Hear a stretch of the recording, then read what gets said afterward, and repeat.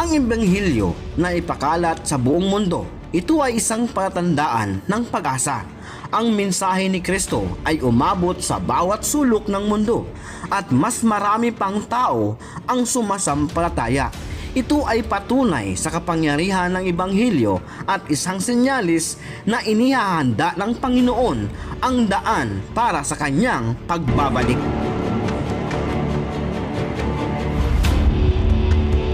Ang mga kaganapang ito ay naganap na at patuloy pang magaganap. At para sa ating kabatiran na ang mundo po ay binubuo ng 195 na mga bansa at teritoryo at 166 na mga bansa na ang narating ng Iglesia ni Cristo sa pangangaral. 29 na lang po at kung naabot na ng INC ang lahat ng mga bansa na ito na ipangaral na sa lahat ng dako ang tungkol sa kaharian ng anak na siyang Iglesia ni Cristo, anuman po ang reaksyon ng tao tungkol rito, ito po ang kasunod niyan, ang araw po ng paghukom.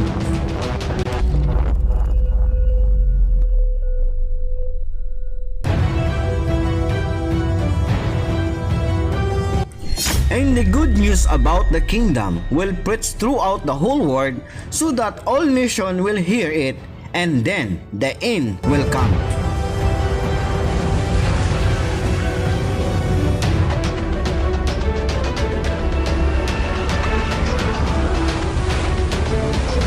Kaya kabahan na yung mga matitigas ang puso at di nakapaghanda. Kagalakan naman po para sa mga sumunod sa mga turo ng Panginoong Hesukristo, nakapanindigan, nakapagtiis, nakatapos ng kanyang takbuhin sa loob ng Iglesia ni Cristo.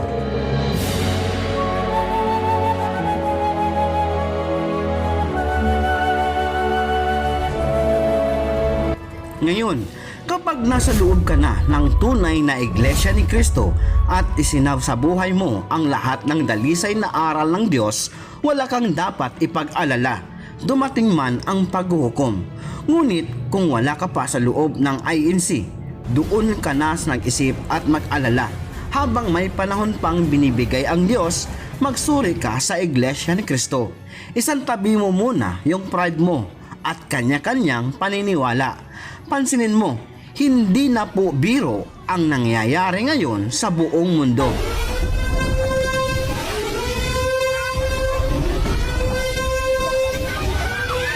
Ikaw ba'y nangangamba dahil sa lumulubhang suliraning pangkabuhayan at kahirapan? Ikaw ba'y nababalisa dahil sa sunod-sunod na mga karahasan, sakuna at kalamidad na naganap at patuloy na dumarating? Ikaw ba'y nalulungkot dahil sa mga problemang pampamilya? Hindi tayo dapat mawalan ng pag-asa dahil sa ganitong mga alalahanin. Sa halip, sundin natin ang ipinapayo ng Panginoong Hesus na hindi tayo dapat na mabalisa.